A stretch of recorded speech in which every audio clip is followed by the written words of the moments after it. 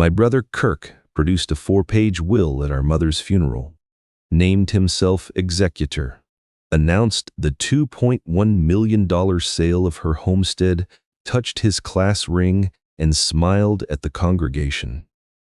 I spent 8 months nursing my dying mother. Kirk visited once, 45 minutes. He passed me the document. I looked at the paper. The crane crest watermark, a 2025 fiber blend on a will, dated 2024. It was fake. I kept my mouth shut. Before we continue, tap subscribe and drop in the comments what time it is for you. Thank you for your support. My name is Callum Hargrove. I'm 42 years old and I'm a blacksmith. 3rd generation. My grandfather Alden homesteaded 40 acres in the Kittitas Valley in 1952, back from Korea with shrapnel in his left hip and a discharge check that wouldn't cover a house. He cleared the land himself, built the first forge structure from salvaged railroad ties, poured the concrete himself, and started making horseshoes and gate hardware for the ranchers who worked the valley floor. My father took over at 25. Expanded into custom work, decorative railings, fireplace screens, pieces that caught the eye of architects building vacation homes in the foothills above Ellensburg. He died when I was 14. A 12-foot iron gate came loose from the overhead chain hoist and pinned him against the concrete floor. I was at school. My mother Irene found him when he didn't come in for lunch. She could have sold the place that year. Developers had called since the 80s, offers climbing every season as Seattle money pushed east. She turned down everyone. "This land isn't for sale," she told them. "Not now. Not when I'm gone. Not ever." She ran the forge for nearly 30 years after that, alone for the first year, then with me beside her, but always as the sole owner. Taught herself the gas forge when coal got too expensive. Learned the power hammer. Kept the books, kept the clients, kept the reputation my grandfather had built from raw acreage and a veteran's stubbornness. Her hands looked like mine do now, scarred across the knuckles, calloused on the palms, dark in the creases where no soap could reach. I started at the anvil the summer after Dad died. 15 years old. Irene didn't ask me to. I showed up one morning and she handed me a hammer. "Watch the color," she said. "Cherry red bends, orange welds, white burns. The metal will tell you everything if you shut up and pay attention." So I shut up, paid attention. 4 years of high school split between classes and the forge, learning to read steel by its glow and its ring against the anvil face. The way it sang when the temperature was right. The way it went flat when it wasn't. After graduation, I took over the commercial accounts and built them into something bigger. Custom gates for lakefront properties in Chelan. Ornamental railings for boutique hotels in Leavenworth. Architectural hardware for the new money moving across the Pacific Northwest. By 30, I was pulling $120,000 a year. Not rich, but the homestead carried no debt, the taxes stayed current, and the work was mine. I married a woman named Claire at 28. Good woman, honest about what she wanted. What she wanted turned out not to include a husband who came to bed smelling like coal smoke with iron filings in his knuckles. We split after 7 years. No lawyers bleeding us dry. She moved to Portland. I kept the house, the forge, and full custody of our daughter Sophie. Sophie is 13. She spent every summer at the forge with her grandmother, learning to tell copper from brass by the sound it made against the workbench. Irene taught her the garden too, the 1/4 acre of perennials behind the farmhouse that had been growing since before I was born. I'd watch them on summer afternoons, Sophie on her knees beside Irene, pulling weeds from between the rose bushes. Their hands moved the same way. 4th-generation hands in the same dirt the 1st generation cleared. I collect antique padlocks. Over 200 of them on a pegboard wall in the workshop. English lever locks from the 1700s, Scandinavian padlocks with spring-loaded shackles, American pin tumblers from before the Civil War. I can identify most of them by touch alone. Manufacturer, country, decade. Same way I can read the age of a hinge by its fracture line, or tell the origin of a piece of paper by its weight and fiber. Every lock was designed by someone who believed they'd built something no one could open. Finding where they went wrong, that's the interesting part. A machining flaw in the ward, the tolerance gap in the lever. Some shortcut a craftsman took because he figured close enough was good enough. Before Irene got sick, I'd sit at the workbench after Sophie fell asleep, a seized mechanism under the lamp, picking it apart with a tension wrench and a hook pick. Hours gone before I noticed. My brother Kirk left for Washington State University at 18, partial scholarship, business degree. He never came back, not in any way that mattered. Built a commercial real estate career in Spokane, married a woman named Monica, had a son named Braden. He showed up for holidays when he remembered. Called on birthdays when Monica reminded him. Kirk looked at the homestead and saw acreage times market rate. He brought it up at Thanksgiving once, after his second glass of wine. "You're sitting on $2 million of land," he said, "to run a blacksmith shop." I didn't answer.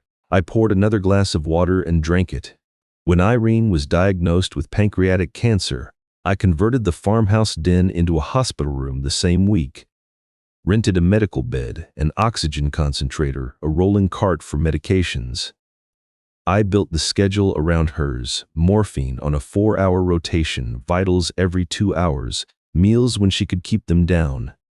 Karen Ostrowski, her hospice nurse, helped me develop a 1 to 5 scale for tracking her lucid periods. Everything went into a spiral-bound composition notebook. Dates, times, dosages, what she ate, whether she opened her eyes, what she said when she did. 8 months, every day, every shift. At 3 in the morning, the oxygen concentrator would cycle, and I'd wake, listen for her breathing, count the seconds between each pull of air. When the rhythm sounded right, I'd close my eyes. When it didn't, I was on my feet. Kirk visited once, 45 minutes. He spent most of it walking the property line with his phone raised, photographing the ridge, the road frontage, the acreage from different angles. He did not sit with her. He stood in the doorway of her room for maybe 2 minutes, looking at the medical bed, the oxygen line, the woman who raised him reduced to 90 pounds under a quilt she'd sewn herself. "What's the zoning on the north side?" he asked me. Then he drove back to Spokane. Kirk called 4 times in 8 months. The first call came 2 weeks after his visit. "Has Mom updated any estate documents recently?" he asked. "I don't know, Kirk. I've been busy keeping her alive." "Right. Well, let me know if anything comes up." 3 minutes. The second call, a month later. He wanted the property tax assessment. I gave him the number. 90 seconds. The third and fourth calls followed the same pattern. Questions about the property, the well permit, the easement along the south fence line. Not once did he ask how she was doing. Not once did he ask to speak with her. I kept answering because she was his mother too. I kept notes because that's what I do. Then Monica started calling. Not me, everyone else. My cousin Ellen in Wenatchee called on a Tuesday evening in March. I was drawing Irene's morphine dose when the phone rang. "Callum, I'm not trying to start anything," she said, "but Monica says you won't let Kirk see your mother." I set the syringe down. "Kirk drove out here 6 weeks ago. Stayed 45 minutes. He can come back any time he wants. She says you're controlling who visits. That you've turned away family." "Who have I turned away, Ellen?" "Name one person." Silence. Then, "I'm just telling you what I'm hearing. You're hearing it from someone who hasn't been here once." She didn't call again. "Others did. My Aunt Patricia, a second cousin I hadn't spoken to in 3 years. A college friend of Kirk's who had my number. All with the same script, concern wrapped around accusation. Same mechanism every time. Different caller, same lever applied to the same ward. Callum's isolating Irene. Callum's controlling access. Callum's positioning himself for the inheritance. Not one of them drove out to check. Not one offered to take a night shift, change linens at 2 a.m., hold a bedpan while a woman who once ran a forge tried not to cry from the humiliation. They had opinions. They did not have gas money. I turned the page. March 14, morphine increased to 8 mg for air per Dr. Patel, her palliative care physician. Lucidity 2.5. Recognized me at 11 a.m., spoke my name, asked for water. Asleep by 11,002, did not wake for evening meds. March 29, lucidity 1.5. Eyes open at 3 p.m. for 4 minutes. No speech. Squeezed my hand once when I said her name. April 8, no lucid periods. Morphine at 10 mg COR. Karen adjusted the oxygen flow. Weight estimated at 88 lbs. Karen Ostrowski came 3 times a week, then 4, then daily. She kept her own clipboard, vital signs, medication logs, cognitive assessments, filed with the hospice agency. Her records matched mine entry for entry. "You're doing everything right, Callum," she told me one afternoon, watching me draw the next morphine dose. "I see a lot of families go through this. Most fall apart. You're not falling apart." I kept the syringe and said nothing. Falling apart wasn't on the schedule.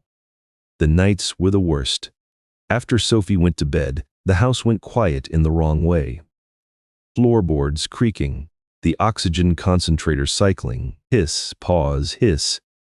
I'd sit in the chair beside Irene's bed, with the lamp on low, reading the same paragraph 6 times without retaining a word. When the morphine wore thin and her breathing changed, I'd draw the next dose. When the linens needed changing at 1 a.m., I changed them. When the power went out during a March storm and the concentrator died, I hand-pumped the backup for 40 minutes until the generator kicked over. When the rhythm sounded right, I'd close my eyes. 2 hours, maybe 3.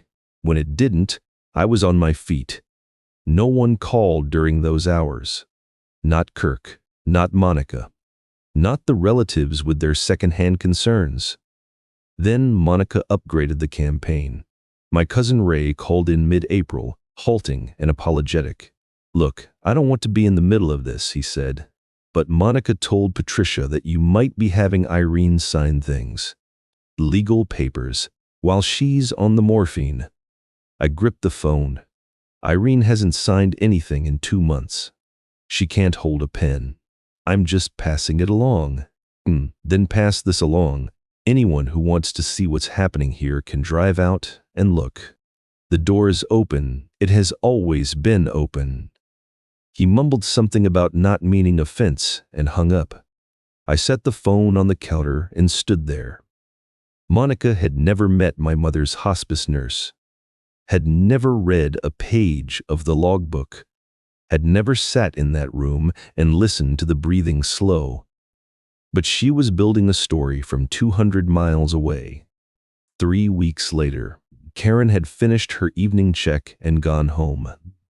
Sophie was asleep. I was in the chair, logbook on my knee, writing the day's entry. Lucidity 1.5 since morning. No speech, minimal response. Then Irene's hand closed around mine.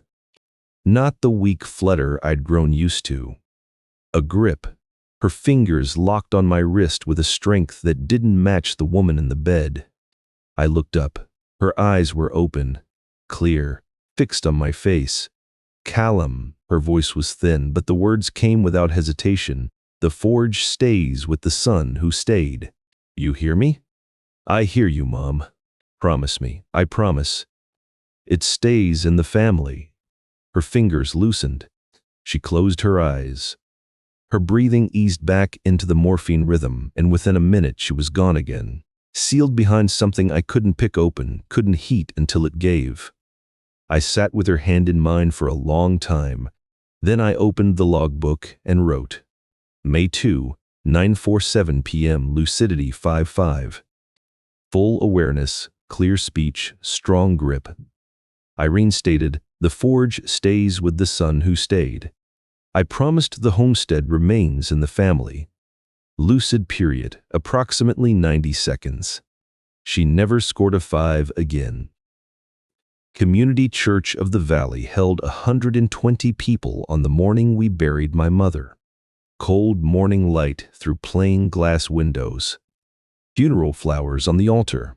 White lilies, yellow roses from Irene's own garden that Sophie had cut before sunrise. Wooden pews filled with ranchers in pressed shirts, neighbors who'd known my mother for decades, clients who'd ordered her ironwork and never forgotten her handshake. Sophie sat beside me in the third row, black dress, hair pulled back the way Irene used to wear hers. Her hand found mine during the opening hymn and stayed there. Kirk and Monica sat in the front pew.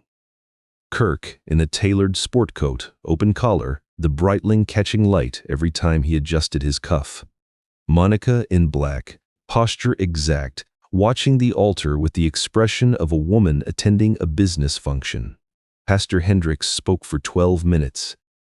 He talked about Irene's nearly 30 years running the forge alone after Dad died, about the gates she'd built for the church cemetery, about the iron cross above the altar that she'd hammered as a donation in 1997 and never mentioned to anyone. The congregation had learned about it from a receipt found in the church records. That cross has hung above this altar for 28 years, he said.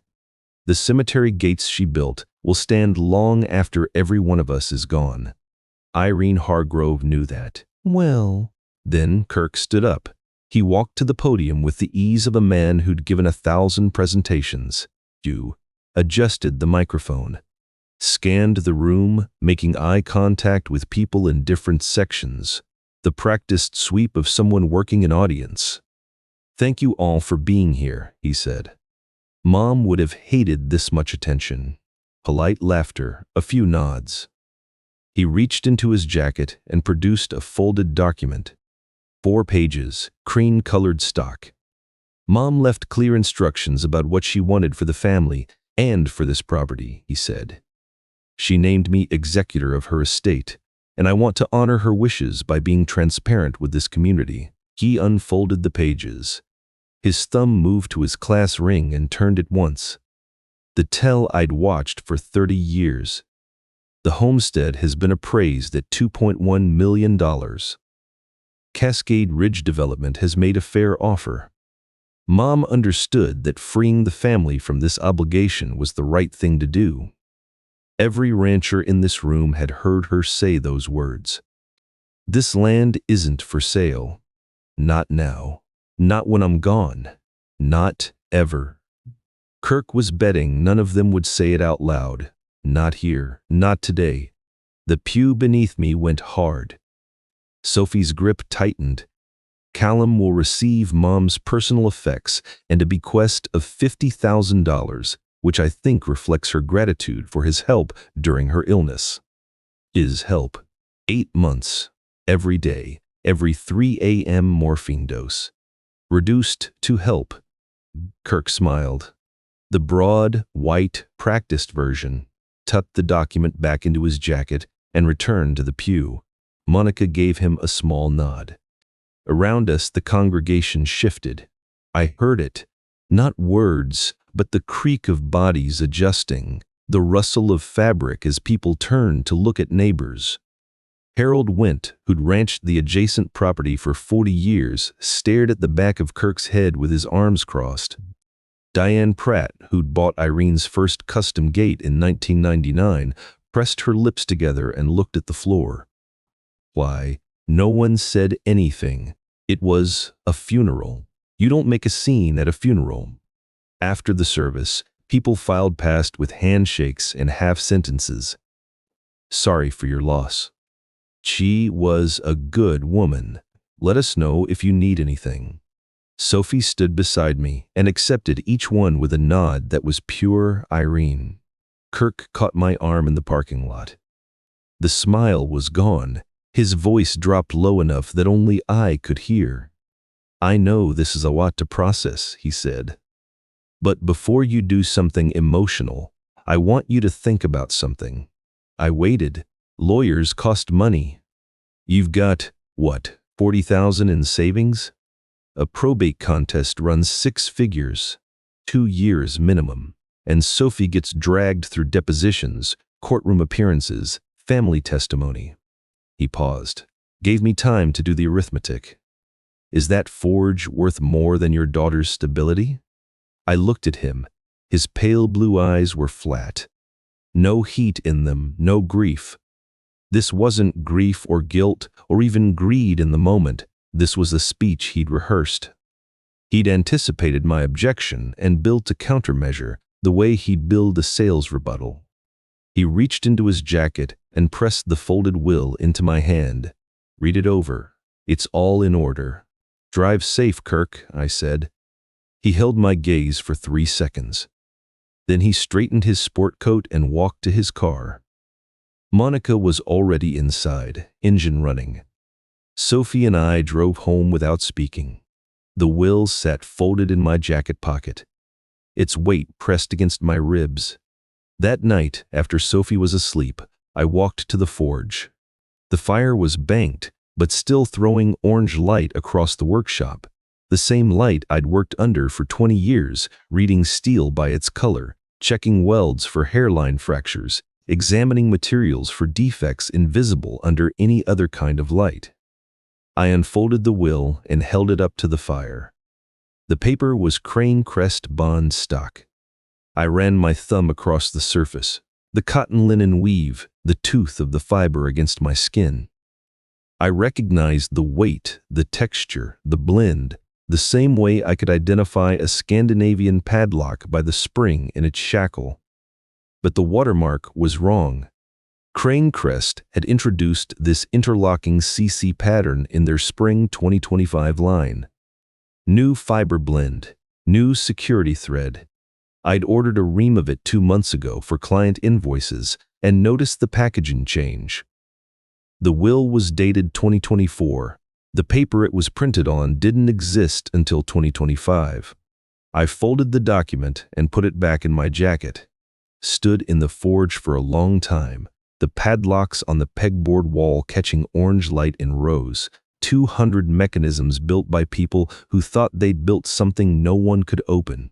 Every lock has a flaw. I told no one. I drove to Ellensburg the next morning with the will in a manila envelope on the passenger seat.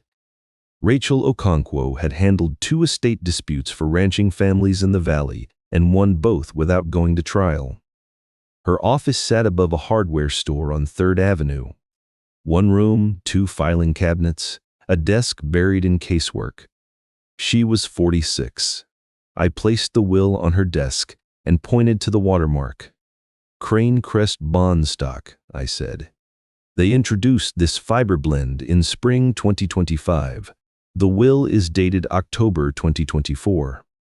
She held the paper to the window light, turned it, held it again. You're certain about the manufacturing date? I ordered a ream 2 months ago for client invoices. The packaging changed, new watermark, new blend. I noticed because it's my job to notice materials. She set the paper down. I'm retaining a forensic document examiner. Dr. Alana Cook, out of Seattle, 20 years in, questioned document analysis for law enforcement and civil litigation. If this paper is what you say it is, she'll prove it under laboratory conditions. How long? 2 weeks for preliminary findings. The 30-day objection window gives us time, but not much. I nodded. 2 weeks. The metal had to be struck while the heat was right, or the chance was gone. Sophie found the letters on a Thursday. I was at the gas forge, drawing out a baluster for a Leavenworth hotel commission. the burner roaring at 2,000 degrees when she came through the workshop door with yellow paper in her hands. 7 sheets, folded together, pulled from the deep drawer of Irene's workbench, the drawer where my mother kept her layout sketches and client notes. The drawer no one had opened since she was last well enough to walk to the forge. "Dad?" Sophie's voice was even, but her hands weren't. These were under Grandma's sketches. At the bottom. I set down the hammer, pulled off my gloves. The handwriting was Irene's. Shaky, the tremor from the morphine visible in every line, but hers. Blue-black ink from the Waterman fountain pen she'd used for 30 years. Not a ballpoint, never a ballpoint. Kirk's will had been signed with a ballpoint. 7 letters on yellow legal pad paper. 4 were practical. Client accounts, forge maintenance, the name of the farrier who still owed for a set of shoes. 3 were not. The forge stays with the son who stayed and the granddaughter who will carry it forward. Kurt made his choice when he left. I made mine when I didn't. Her handwriting filled the page edge to edge, cramped and hard, the words of a woman forcing the last pins into place before the mechanism seized. Sophie stood beside the anvil, watching me read. She didn't ask what they said. She could see it on my face. I folded the letters and put them in the manila envelope with the will. Rachel called 5 days later. Karen Ostrowski's hospice records had arrived.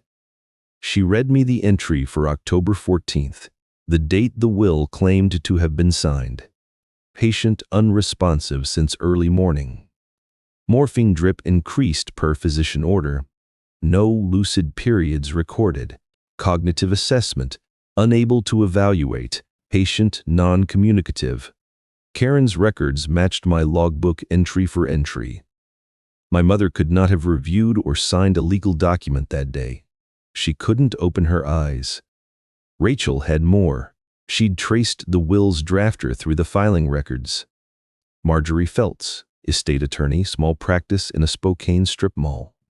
She and Kirk shared a mutual client in commercial real estate. That was the connection. Then, the purchase agreement.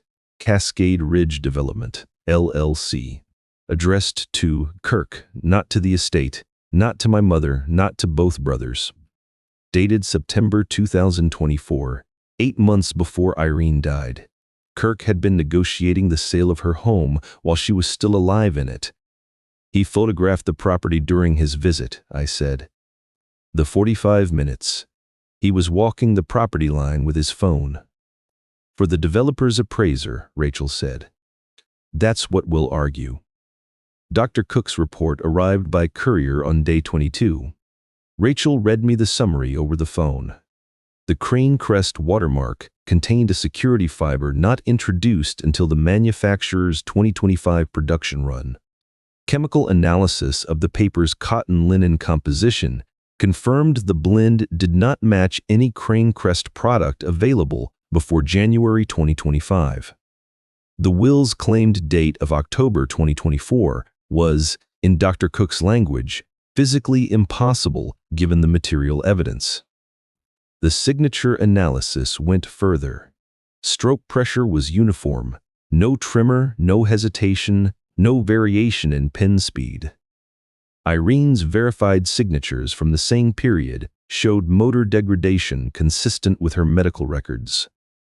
The will's signature was a practiced copy by a hand that didn't shake. She'll testify to all of this, Rachel said. When do we file? Today. The formal objection and petition for supervised administration are drafted. Once it's filed, Kirk's non-intervention motion is dead. He cannot sell the property without court approval. That evening I stood at the workshop door and watched Sophie water Irene's garden through the last of the daylight. The objection was filed. Day 23 of 30. Paper, letters, medical records, attorney trail, purchase agreement, forensic analysis. Each piece fit against the next. Kirk had built something he thought no one could open. He was wrong. The Catitas County Courthouse smelled like floor wax and old radiators. Judge Matsuda's hearing chamber held 40 seats, wood-paneled walls, laminate counsel tables, fluorescent tubes buzzing at a frequency just below conscious thought. Tuesday morning. Cold light through institutional windows. I sat at the respondent's table beside Rachel, my attorney. Evidence binder closed between us. I said nothing to anyone. Kirk arrived at 9012, tailored sport coat, open collar, the Breitling. Monica beside him in conservative black. He moved through the gallery the way he worked every room. Handshakes, first names, eye contact, held a beat too long. He greeted Harold Went, who'd ranched beside the homestead for 40 years. He greeted Diane Pratt, who'd bought Irene's first custom gate in 1999. He greeted people who'd watched him announce the sale of our mother's home at her funeral. He sat at the petitioner's table.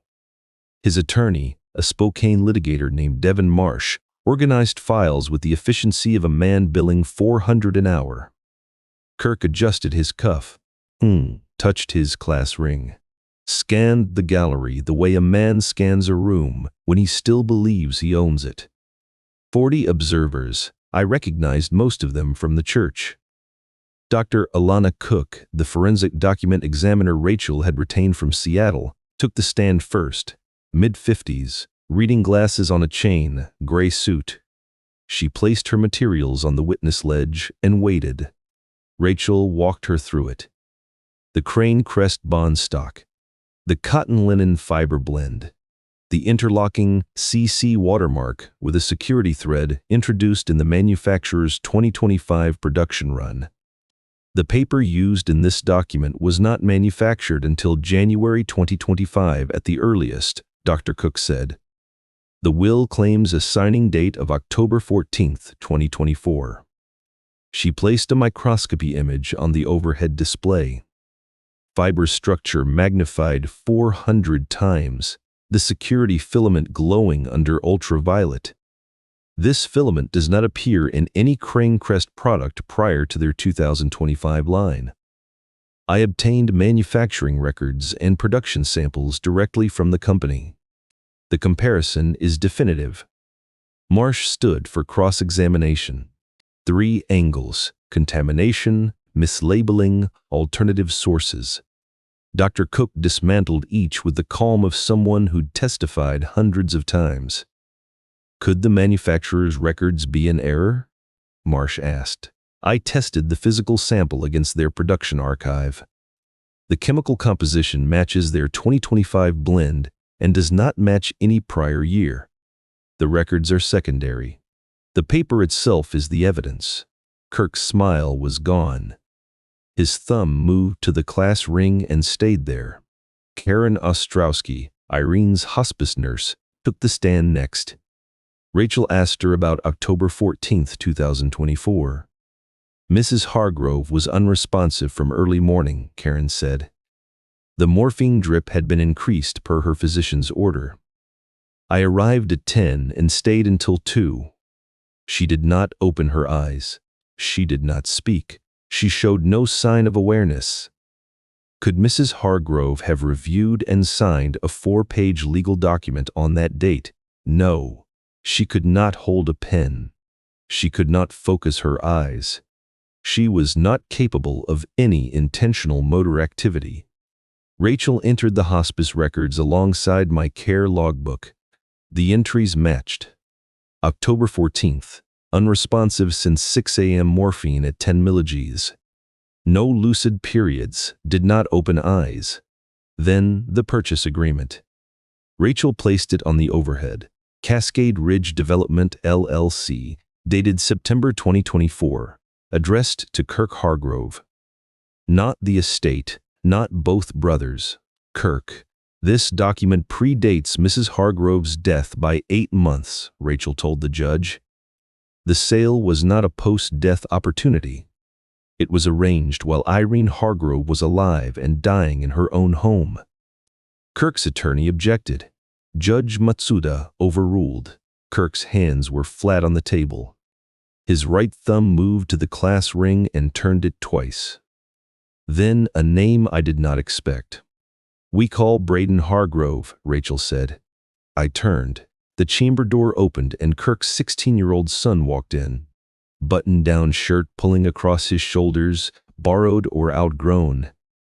Hair pushed back the way mine is. He did not look at his father. Did not look at Monica, whose hand had gone to her mouth. He walked to the witness stand and sat down. I hadn't known. Rachel hadn't told me. She'd wanted the reaction uncoached, mine and the judge's reading of it. "Braden," she said, "last summer, were you present at your parents' home when your father discussed the Hargrove property?" "Yes." Quiet, but it carried. Or I heard him on the phone. In his office. The door was open. "Snow, what did you hear?" He was talking about the acreage.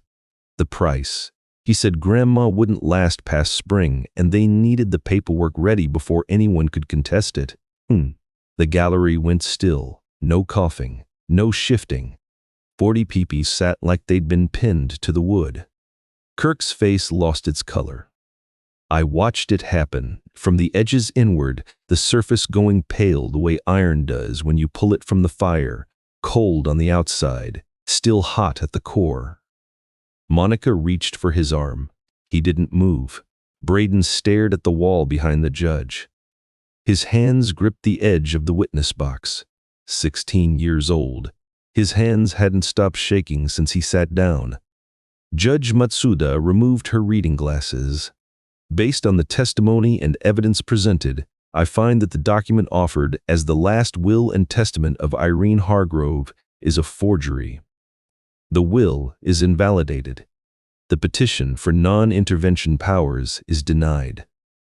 She looked at Kirk. "I am referring this matter to the Kittitas County Prosecutor's Office for criminal investigation into the conduct of Kirk Hargrove and Marjorie Feltz." Marjorie Feltz, the Spokane attorney who drafted the forged will, sat 3 rows behind Kirk. She was staring at the floor. Air moved through the chamber. Murmurs from the gallery. The creak of wooden seats. Harold Went uncrossed his arms. Diane Pratt looked at me and gave a single nod. I sat still. Same suit I'd worn to the funeral. Same posture. Same hands on the table. The same community that watched Kirk announce the sale of our mother's home now watched the judge dismantle the lie he'd built to take it. Kirk did not move. Monica's hand was on his arm. Braden was already walking toward the door. The charges came down 3 weeks after the hearing. Rachel called while I was at the gas forge drawing out hinges for a Chelan lake house. I set down the hammer and listened. "Forgery of a legal instrument," she said. "Class C, felony, up to 5 years. Attempted theft by deception exceeding $750,000. Class B, felony, up to 10. Kirk and Marjorie Feltz. Both named, both arraigned, both released on bond with travel restricted to Eastern Washington." The prosecutor moved fast, Rachel said. "Faster than I expected." "Why?" "They pulled Feltz's financials. That's why. $180,000 in gambling losses. 3 years at Northern Quest Casino west of Spokane. 2 maxed credit lines. A second mortgage on her home. Feltz hadn't drafted the forged will out of loyalty to Kirk. She'd done it because she was drowning and he'd offered her 8% of the net sale, roughly $168,000, enough to clear her debts. The Washington State Bar opened disbarment proceedings the same week. Her strip mall practice, 1 room, 1 part-time paralegal, routine estate work, closed its doors. Kirk's finances surfaced next. Rachel walked me through what the prosecutors had found. 2 strip mall investments in Spokane. Both underwater. Vacancy rates above 40%. Mortgage payments exceeding rental income by $6,000 every month. Total outstanding loans, $1.8 million. He was bleeding out before he ever contacted the developer, she said. The homestead sale wasn't opportunity. It was triage. How long had he been going under? At least 2 years. The strip mall started losing tenants in 2023. He covered the shortfall with credit lines and refinancing. The $2.1 million would have cleared everything. Kirk at the funeral, the Breitling, the sport coat, the practice sweep of the room while his accounts bled $6,000 a month. The commercial real estate community in Spokane runs maybe 300 people. Brokers, developers, property managers who trade on handshakes and reputation. News of the forgery charges traveled through that network in days. Kirk's brokerage lost 4 clients the first week, 7 more by month's end. His business partner, a man named Garrett Lind who'd co-signed the office lease, filed to dissolve the partnership. I didn't seek any of this out. Harold Went mentioned pieces over the fence between our properties. Rachel passed along what the prosecutor's filings made public. The information arrived whether I wanted it or not. Some evenings I sat at the workbench after Sophie went to bed. The distance between the man who'd kept his mouth shut at the funeral and the man sitting here now, watching his brother's life come apart one filing at a time. I couldn't measure it. Kirk was still my brother. We'd shared a bedroom until he was 12. He'd taught me to throw a spiral when I was 8. Somewhere between that boy and the man who forged our mother's will, the metal cooled wrong and nobody checked it until it snapped. Monica filed for divorce 6 weeks after the hearing. Took Braden. Moved to her sister's place in Bellevue. The South Hill Colonial, 4,000 square feet, mortgaged past its value, temperature-controlled wine cellar in the basement, sat empty. Braden was 16. He'd walked into that courtroom and told the truth about his father, and now he lived in his aunt's guest room in a city where he knew no one.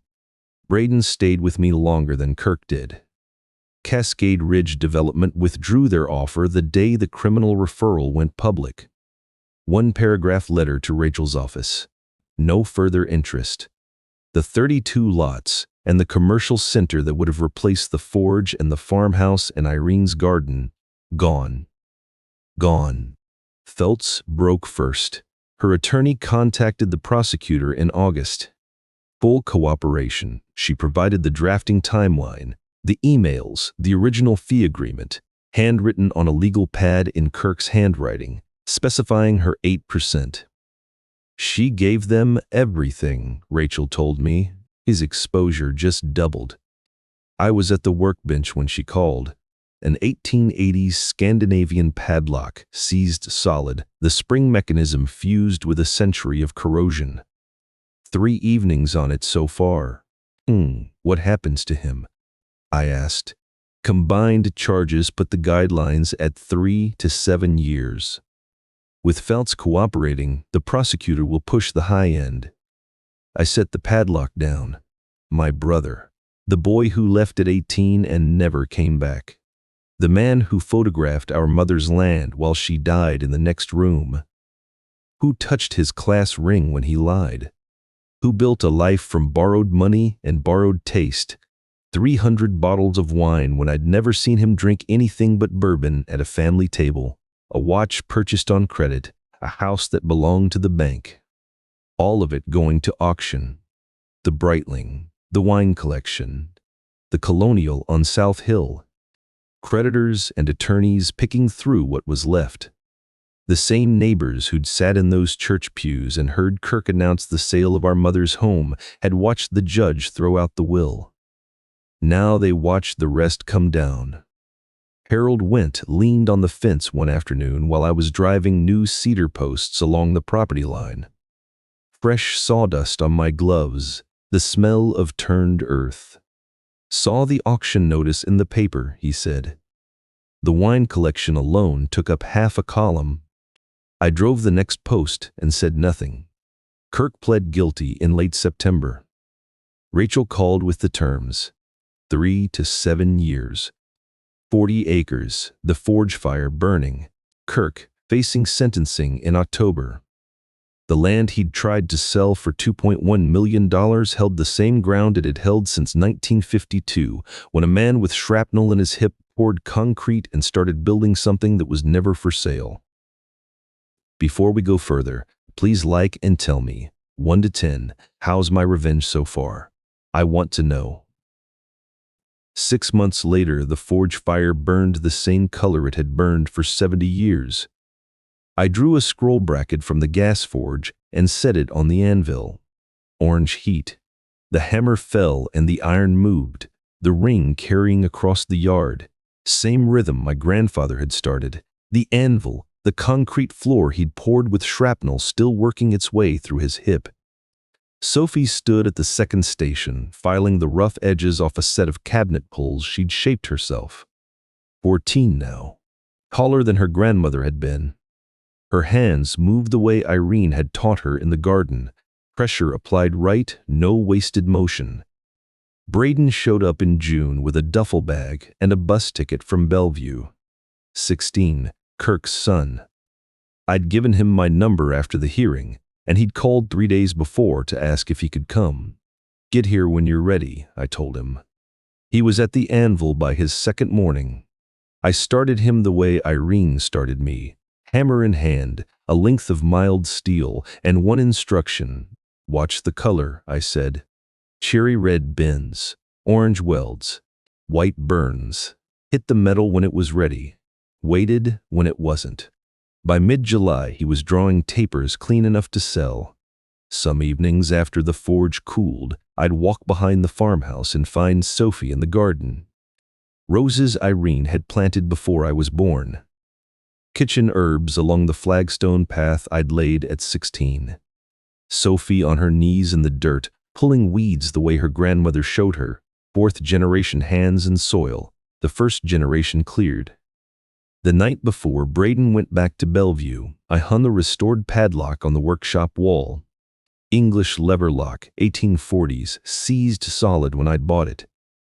3 weeks of evenings to free the mechanism and find the flaw, a tolerance gap in the ward where the maker cut corners, betting no one would ever look that close. 201 now. Every lock has a flaw, the forge stays.